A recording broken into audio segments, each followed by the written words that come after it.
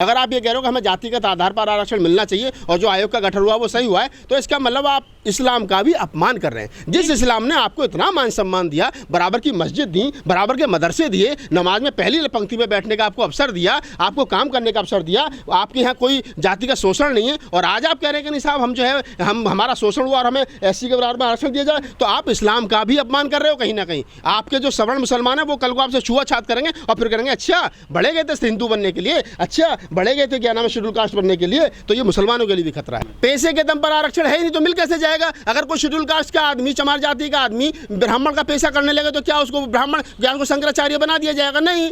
अगर कोई चमार, भंगी, खटीक, पासी, धानक, जाट, गुजर, यादव कितना भी संस्कृत का विद्वान बन जाए, अगर वो कहे जी मुझे शंकराचार्य बना दो, नहीं। तो पैसे के आधार पर नहीं है भैया कुछ भी। आज भी अगर पता चल जाएगा जो पुजारी बना बैठा है ये शेड्यूल कास्ट है, तो मार मार जूते उसकी शकल लाल कर देंगे लोग। कहाँ पैसा बचा? किसकी बात करो? क्या अगर कोई मुसलमान आज की तारीख में चमड़े उतारने का काम करता तो हम उसको चमार मान लेंगे, मान लेंगे, लेकिन वो क्या वास्तव में इस्लाम धर्म छोड़ करके दलितों की चमार जाति में शामिल किया जाएगा उसको? नहीं ना। अब चमड़े का काम तो इस देश के अंदर ब्राह्मण भी कर रहा है। ये टाटा, बिरला और ये जितने जूते बनाने वाली बड़ी कंपनियां हैं, रेड चीफ और फलाना और ढिमाका, ये कौन है? किसी चमार की तो है नहीं, किसी भंगी की तो है नहीं, किसी पासी खटीक की तो है नहीं। ये कौन है? ये बड़े डालमिया और टाटा हैं, उनकी है। तो क्या इनको चमार मान लिया जाए? तो क्या सरकार इनको आरक्षण देगी? तो पसमानदा मुसलमान इसलिए तो खुश हो रहे हैं कि हम भी काम करते हैं मैला साफ करने का, हम भी चमड़े का काम करते हैं, तो हमें भी SC की कैटेगरी में डाला जाए, बेशक हमारा धर्म मुस्लिम रहा ही। मैं वही कह रहा हूँ कि भाई आप काम कर रहे हो, लेकिन आपको आपकी मस्जिद अलग नहीं है, आपके साथ में जातिगत आधार पर शोषण नहीं हो रहा। आपका कहीं ये नहीं देखा गया कि सवर्ण मुसलमान ने किसी नाली साफ करने वाले मुसलमान की बारात रोक दी हो। कहीं ऐसा पूरे देश में नहीं हुआ गया कि मस्जिद से भगा दिया गया हो। कहीं ऐसा नहीं होगा नमाज पढ़ते में किसी के साथ बदतमीजी हुई हो। ये सिस्टम है ही नहीं, शोषण है ही नहीं जातिगत आधार पर इस्लाम में। तो आप ये लोग जो खुश हो रहे हैं ना, ये इस्लाम को भी बदनाम कर रहे हैं। लेकिन जो पसमानदा मुसलमान है उनकी ये मांग है कि जो काम SC लोग कर रहे हैं वही काम तो हम करते हैं, हमें भी आरक्षण दिया जाए। बेशक हमारी सामाजिक जो बराबरी ना पाए, हम बेशक मुसलमान बने रहें, लेकिन जो संवैधानिक अधिकार मिलते हैं SC को वो हमें मिलने चाहिए संवैधानिक नौकरी में, शिक्षा में। मैं वही कह रहा हूँ हमदेव, या फिर रिपीट कर रहा हूँ उसी चीज़ को। मैं ये कह रहा हूँ कि सरकार जो है, सरकार जो पसमानदा मुसलमान खुश हो रहे हैं उनको ये मालूम होना चाहिए कि संविधान क्या कह रहा है। संविधान ये नहीं कह रहा कौन काम क्या कर रहा है भाई। संविधान इस बात पर नहीं कह रहा है। सरकार संविधान ये कह रहा है कि काम के आधार पर, जाति के आधार पर जिन लोगों का शोषण हुआ है सदियों तक, हजारों वर्ष तक, उनको शेड्यूल कास्ट की जाति में, अनुसूचित जाति की सूची में सूचीबद्ध किया गया। ये संविधान कह रहा है। और जो पसमानदा मुसलमान है वो ये कह रहे हैं कि हम जो काम कर रहे हैं काम हमारा भी वही है, उनका भी वही है, तो संवैधानिक अधिकार जो शेड्यूल कास्ट के लिए है वो हमें भी मिलना चाहिए। तो भाई शेड्यूल कास्ट की लड़कियों का 5000 साल से बलात्कार हुआ है, शेड्यूल कास्ट को 5000 साल तक नहीं चलने दिया रोड पर, उनके गले में हांडी और पीछे झाड़ू रहा है, उनके क्या नाम है पढ़ने नहीं दिया, उनकी जवान काट दी गई, उनके कानों में पिघला करके शीशा डाल दिए गए। तो तुम्हारे साथ कब हुआ? ये नहीं हुआ ना। मैंने वही बात की ना कि काम तो ब्राह्मण भी कर रहा है चमड़ा उतारने का, काम तो मुसलमान भी सबसे ज्यादा विदेशों में क्या नाम है चमड़ा बेचने का कर रहा है। काम कोई आधार नहीं है भैया, जाति के आधार।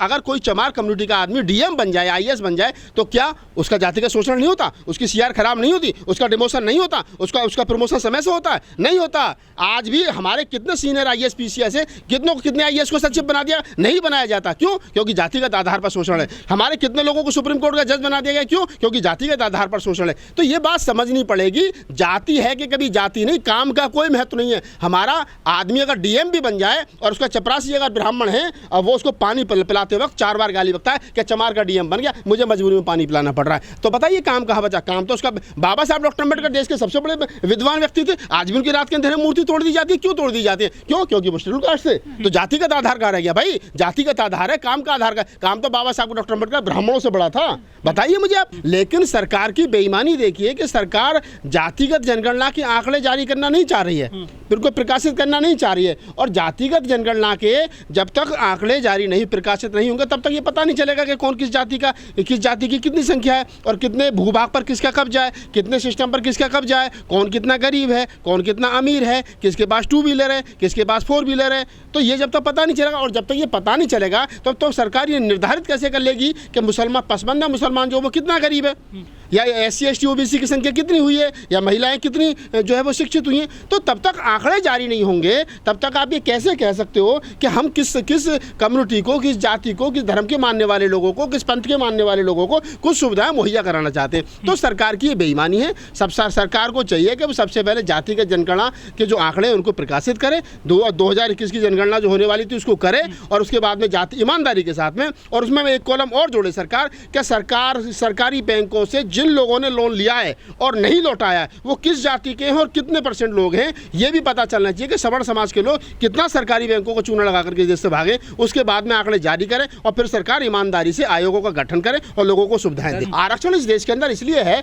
कि खास समाज को जाति के आधार पर बहुत ज़्यादा मतलब प्रताड़ित किया गया है, उसकी बहन बेटियों को परेशान किया गया है, उसके क्या नाम है शिक्षा से उसको वंचित रखा गया है, तो इसलिए उसको जातिगत आरक्षण दिया गया था संविधान में। लेकिन जो लोग ये कह रहे हैं कि नहीं जो साहब इस्लाम में है, इस्लाम में जो लोग दलित समाज के चले गए थे या जो लोग क्रिश्चियन बन गए थे उनको भी, तो ये सुविधा ही नहीं है। अगर आप सिख बन जाते हैं तो सिख धर्म में अपनाने के बावजूद भी आपका जातिगत आरक्षण जारी रहता है। क्यों? क्योंकि सिख धर्म वो है जो भारत की भूमि पर पैदा हुआ, और वो इसलिए क्योंकि जिन लोगों ने सिख धर्म अपना लिया तो उनके साथ में जातिगत शोषण खत्म नहीं हुआ। पंजाब में जाकर के आज भी आप देखिए तो वहाँ जो मुसलमान, वहाँ जो क्या नाम है अपना रविदासी सिख है, जो शेड्यूल कास्ट के सिख है, उनका गुरुद्वारे अलग है, उनका चंदा अलग इकट्ठा होता है। तो ये आप समझिए कि उनका शोषण वहाँ भी हो रहा है, वो वहाँ भी मजहबी हैं, वो वहाँ भी क्या नाम है दूसरे सिख है, रविदासी सिख है और रेगड़ सिख है, तो उनको आरक्षण मिल रहा है। अब आप महाराष्ट्र में जाकर के देखेंगे तो आपको पता चलेगा कि महाराष्ट्र में जो नव दीक्षित बुद्ध है, बौद्ध है, जिन्होंने हिंदू धर्म छोड़कर बौद्ध धर्म अपना लिया, तो उनको सारी सुविधाएं SC ST वाली मिल रही हैं। अगर कोई नानक पंथी है, कबीर पंथी है, आर्य समाजी है,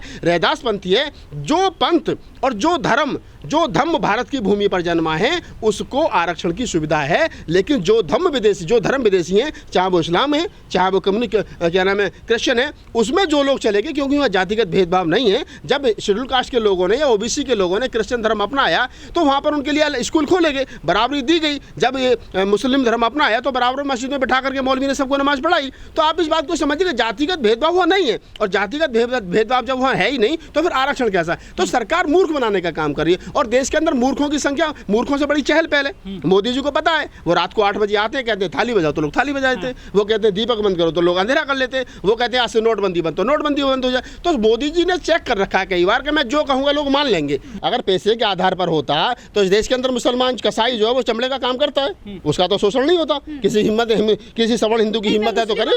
नहीं, मैं बता रहा हूँ ना, मैं पैसे की बात कर रहा हूँ ना। तो पैसे चमड़े का काम तो टाटा बिरला भी कर रहे हैं, वो भी जूते बना रहे हैं। तो कपड़े धोने का काम तो बड़े बड़े लॉन्ड्री कर रही है, तो क्या उनका क्या नाम है कुछ शोषण हो रहा? नहीं ना। लेकिन मैंने वही बात कही कि अगर शेड्यूल कास्ट का आदमी जिसका जातिगत आधार पर हजारों साल से शोषण हुआ है, अगर वो जज भी बन जाएगा, DM भी बन जाएगा, तो सामने वाले मनुवादी व्यक्ति की सोच उसके प्रति नहीं बदलती है। ये सच्चाई है, ये गुमराह करने का काम हो रहा है। अगर भारत के सबसे बड़े सूबे उत्तर प्रदेश की मुख्यमंत्री बहन कुमारी मायावती बनती हैं तो अखबार में ये लिखा जाता है कि उत्तर प्रदेश की पहली दलित मुख्यमंत्री। बाबा साहब डॉक्टर अम्बेडकर इतने बड़े विद्वान थे, उनको आज भी दलित नेता कहा जाता है। काशीराम साहब को दलित नेता कहा जाता है। राष्ट्रपति को राष्ट्रपति बनने के बाद में नीचे बिठा करके पूजा कराई जाती है। क्या आपने सुना कि जीतन राम मांझी को मंदिर में नहीं घुसने दिया था? आप मुझे बताइए इस देश के अंदर कितने मुस्लिम राष्ट्रपति हुए? क्या APJ अब्दुल कलाम को राष्ट्रपति बनने के बाद में किसी ने मस्जिद में जाने से रोका? नहीं, उनका सम्मान हुआ। मनमोहन सिंह साहब थे, देश के प्रधानमंत्री रहे, जब वो प्रधानमंत्री बनने के बाद में गुरुद्वारे में गए तो उनका सम्मान हुआ। लेकिन अगर दलित समाज का आदमी राष्ट्रपति बनने के बाद में मंदिर में जाता तो उस सीढ़ी बैठ करके पूजा करनी जाती। इसे कहते हैं जातिगत शोषण। नागपाल जी, मोदी सरकार ने नए आयोग का गठन कर दिया है जिसका नाम है KG बालाकृष्ण आयोग। उस आयोग में एक भी मुस्लिम नहीं है, लेकिन वो आयोग जो है मुसलमानों के लिए बना गया है, स्पेशली पसमानदा मुसलमानों के लिए। क्या कहना है उसको लेकर आपको? देखिए, ये इस देश की सबसे बड़ी इसको क्या कहेंगे, मुझे तो हंसी आती है। अगर EWS पे कोई फैसला आता है सवर्ण सुदामा कोटे पर, तो उसका फैसला कौन लोग देते हैं? 5 सवर्ण जज, जिसमें 4 ब्राह्मण हैं और 1 बनिए हैं। और अगर अब ये KG बालाकृष्ण आयोग बनता है तो इसमें कौन है, किसके लिए बना है? मुसलमानों के लिए। क्या उसमें मुसलमान हैं? नहीं है। मतलब सरकार वो गेम कर रही है, सरकार मतलब रेवड़ी दिखा रही है और रेवड़ी जेब में रख रही है। जिन लोगों के लिए सुविधाएं लानी हैं, जिन लोगों के लिए सुविधाएं बनानी है, या जिन लोगों के लिए सुविधाएं देने का विचार है, उन लोगों को जो लोग सुविधाएं देंगे वो लोग सिस्टम में है ही नहीं। अब आप इस बात को इस तरीके से समझ लीजिए कि उसी के हाथ में, मतलब जैसे बकरे के हाथ में जब आप बकरे का हलाल करते हैं और कसाई उसको एक तरफ से क्या नाम है हरी घास भी दिखा रहा है और दूसरे हाथ में उसके में गंडासा भी उसने पीछे छुपा रखा है, तो ये ठीक वैसा ही है। कई मेरे मुस्लिम साथियों से मेरी बातचीत हुई, वो बड़े खुश हैं कि अब हम SC ST के कोटे में आ जाएंगे। अरे भाई, थोड़ा सा विचार कर लो, थोड़ा सा समझ लो सिस्टम को, थोड़ी सी चीज़ों को समझ लो, तब आपको पता चलेगा कि सही मायने में है क्या। अभी देखो सबसे पहली बात यह है ओमदेव जी कि अगर इस देश में लोगों को सही मायने में सरकार सुविधाएं देना चाहती है तो पहले सरकार को ये मालूम होना चाहिए, कि भाई किस जाति की कितनी जनसंख्या देश के अंदर है। अगर ये पता चल जाएगा कि किस जाति की कितनी जनसंख्या देश के अंदर है, तभी तो आप कुछ दे पाओगे, तभी तो आप कुछ बजट पास कर पाओगे। सर, ये जो केजी बालाकृष्ण आयोग की जो गठन किया गया है, इससे पहले सच्चर कमेटी की जो सिफारिश है वो लागू नहीं हुई है देश में, लेकिन जो चुनाव आ गए हैं गुजरात में और हिमाचल में, तो ये सिगुफा छोड़ा गया है क्या मोदी सरकार के द्वारा? मैं इसी बात को कह रहा हूँ ओमदेव जी, इस बात को समझिए आप, ये सिगुफा ही और कुछ नहीं है। हाँ। अगर सरकार की कुछ नीयत वास्तव में ईमानदारी से देने की होती तो सरकार जाति का जनगणना के आंकड़े जारी करती, तभी तो पता चलता ना। अब क्या हम मुसलमानों को, भाई पहली बात तो ये है कि जो विदेशी धर्म है, चाहे वो इस्लाम है, चाहे वो क्रिश्चियन है, चाहे वो अन्य कोई दूसरा धर्म है, जो भारत की भूमि पर नहीं धर्म और पंथ नहीं जन्मा है, उसमें कोई भी आदमी जब पहुंच गया तो बराबरी में चला गया। अब क्रिश्चियन में जाने के बाद में आपने ऐसा तो नहीं देखा होगा कि भी उसके साथ में जातिगत भेदभाव हुआ। इस्लाम में जाने के बाद में आपने ऐसा तो नहीं देखा होगा उसके साथ में जातिगत भेदभाव हुआ। आप मुझे पूरे इस्लाम में बता दीजिए, जो अगर कभी कोई शेड्यूल कास्ट था, अगर वो मुसलमान मर गया तो उसके साथ में जातिगत भेदभाव हुआ नहीं हुआ ना। तो जब उसके साथ में जातिगत भेदभाव हुआ ही नहीं तो फिर आरक्षण किस लिए? जब बसपा की सरकार थी उत्तर प्रदेश के अंदर, जब चुनाव नजदीक आया तो उस समय सपा की तरफ से बात कही गई थी कि अगर हमारी सरकार आई तो मुसलमानों को 4% आरक्षण देंगे। तो मुसलमान बड़े खुशी है, अब तो 4% मिल गया साहब, अब तो हमें नौकरी में आरक्षण मिल गया। लेकिन हुआ क्या? अखिलेश यादव की सरकार आई तो किसी को 4% आरक्षण मिला? नहीं मिला ना। मोदी जी ने कहा कि भाई हमारी सरकार आई तो हम सबको 15-15 लाख देंगे, तो क्या किसी को 15 लाख मिले? नहीं मिले ना। तो ये ठीक वही एक और जुमला इसको मान लिया जाए मोदी सरकार का, और उनको पता है कि जिन लोगों के हम बारे में बात कर रहे हैं उनकी साक्षरता दर कितनी है। लेकिन जो ये पसमानदा मुसलमान है, 95% जो मुस्लिम है, ये तो हिंदू थे पहले, लेकिन हिंदुओं में जब शोषण हुआ तो ये मुस्लिम बन गए थे। तो क्या गारंटी है कि ये फिर से एससी में शामिल हो जाएंगे, उनके साथ में शोषण नहीं होगा? देखिए आप इस बात को समझिए, वो धर्मांतरण की तो बात ही नहीं कर रहे ना। वो ये कह रहे हैं कि हम लोगों को चिन्हित करेंगे, जो एससी हैं, जो वो काम कर रहे हैं, उसके आधार पर हम उनको एससी मान लेंगे। यही है ना पैमाना। सरकार कसाई की भूमिका में है, एक हाथ में हरी घास है और पीछे उसने गणासा छुपा रखा है, बकरे को बुला रही है और हलाल करेगी। तो ये क्या है कि सरकार जो कह रही है वो है नहीं, और जो है वो सरकार कह नहीं रही है। तो ये सच्चाई है, आप इस बात को स्वीकार करें, देश के लोग स्वीकार करें, और मुसलमान खासतौर से इस बात को स्वीकार करें कि आप गलत रास्ते पर जा रहे हो, आप गलत बात का समर्थन कर रहे हो। शिया सुन्नी शेख पठान जो भी है, ये उनका आपसी मामला है। कभी आपने ये नहीं देखा होगा, कभी भी, आपकी उम्र भी जितनी हो गई, मेरी भी उम्र 40+ हो गई, आप मुझे एक बात बता दीजिए, कभी आपने आज तक ये सुना हो कि मस्जिद में घुसने पर किसी पसमानदा मुसलमान की पिटाई? नहीं सुना होगा। कभी आपने सुना हो कि घोड़ी पर चढ़ने पर पसमानदा मुसलमान की पिटाई? नहीं सुना होगा। कभी आपने सुना होगा दाढ़ी रखने पर, टोपी लगाने पर पसमानदा मुसलमानों की, सवर्ण मुसलमानों पर पिटाई की? नहीं सुना होगा। वो सुनता ही नहीं। क्यों? कारण है कि वहाँ वो भेदभाव है ही नहीं यार। और मैं वही फिर बात रिपीट कर रहा हूँ कि जो पसमानदा मुसलमान खुश हो रहे हैं कि हम जो है वो, अब हमारी गिनती जो है वो दलितों में हो जाएगी, वो इस्लाम का भी अपमान कर रहे हैं। जिस इस्लाम ने आपको मान सम्मान दिया, बराबरी की मस्जिदें दी, बराबरी के मदरसे दिए, आज अगर आप इस बात का समर्थन कर रहे हो तो आप मोदी सरकार के तो झांसे में आ ही रहे हो, साथ ही इस्लाम का भी आप अपमान कर रहे हो। लेकिन वो ये कह रहे हैं कि हमको जो आरक्षण मिलेगा एससी बनने पर, वो हमारे पैसे के दम पे मिलेगा, जाति के दम पर नहीं मिलेगा। के दम पर आरक्षण है ही नहीं। लेकिन नागपाल जी, लोग ये भी कहते हैं कि जो बाहरी धर्म है, ईसाई और मुस्लिम, ये दोनों धर्म बाहरी बताए जाते हैं, इनको जो है आरक्षण नहीं दिया जाएगा धर्म के आधार पर। नहीं, बिल्कुल, तो मैंने पहले स्पष्ट कर दिया ना। आरक्षण उन लोगों के लिए था जिनका जातिगत आधार पर शोषण हुआ है, और जिन लोगों ने जाति को छोड़ करके धर्म में घुस गए, इस्लाम में चले गए, कम्युनिस्ट क्या नाम है, ईसाई, तो जिन्होंने अपना ली, तो उनके यहाँ जाति का शोषण खत्म हो गया ना। मैंने पहले एक्सप्लेन कर दिया उसको कि आप मुझे बता दीजिए आज़ादी के 70 साल के बाद में और आज़ादी से पहले भी कि ईसाई धर्म अपनाने के बाद में किसी का शोषण हुआ तो मुझे एक उदाहरण दे दीजिए। क्या मुसलमान का शोषण हुआ तो मुझे एक उदाहरण दे दीजिए, क्योंकि वहाँ शोषण है ही नहीं, वहाँ सब अलग मस्जिद है ही नहीं। वहाँ आपने देखा कि पसमानदा मुसलमानों की अलग मस्जिद है नहीं है ना।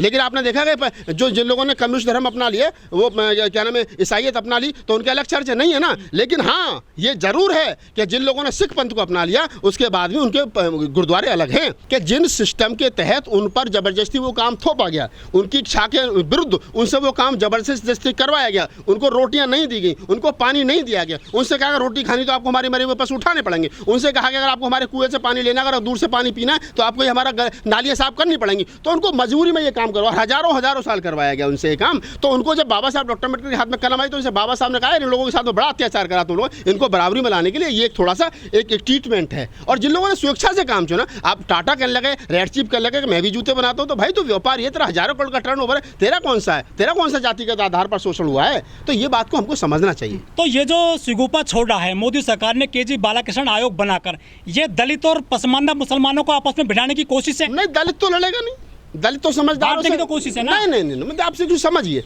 दलित जो है वो जानता है, वो राजनीतिक भी है, वो पढ़ा लिखा भी है, वो समझदार भी है, और वो संविधान पर एक नज़र संविधान पर रहती है उसकी, और एक नज़र भारत दिल्ली की गद्दी पर रहती है। तो उसको पता है उसके अधिकार कहाँ सुरक्षित हैं। वो लड़ता भी है, जब लड़ता तो 2 तारीख को लठ लेकर के निकलता, पूरा भारत बंद कर देता, एकदम हिसाब किताब बराबर कर लेता है। मुसलमानों के साथ में दिक्कत क्या है कि मुसलमान जो खुश हो रहे हैं उनके पास में क्या है कि चलो मैंने एक बार 1% मान भी ली कि भाई आपको आरक्षण मिल भी गया तो नौकरी में कौन जाएगा? कितने % मुसलमान पढ़े लिखे बताओ मुझे, कितने %? मुसलमानों की साक्षरता दर क्या है? राजेंद्र सच्चर कमेटी की रिपोर्ट आप उठा करके देख लीजिए, इस देश के अंदर मुसलमानों की साक्षरता दर दलितों से कई गुना नीचे है। अगर आपके लिए 2 सीट रिजर्व कर भी दी जाए, गलती से अगर हो भी गई, चलो मैंने मान लिया, तो उन पर बैठेगा कौन? सबसे पहले मुस्लिम भाइयों को चाहिए कि वो अपने क्या नाम है, अपने बच्चों को इंग्लिश मीडियम की शिक्षा दें, बच्चों को बढ़िया पढ़ाएं, बच्चों को बढ़िया लिखाएं, बच्चों को आगे पहुँचाएं, उनका कहीं कोई शोषण नहीं हो रहा है, उनका समाज बड़ा मजबूत है। मस्जिद में एक अपील होती है, करोड़ों रुपये इकट्ठा हो जाता है।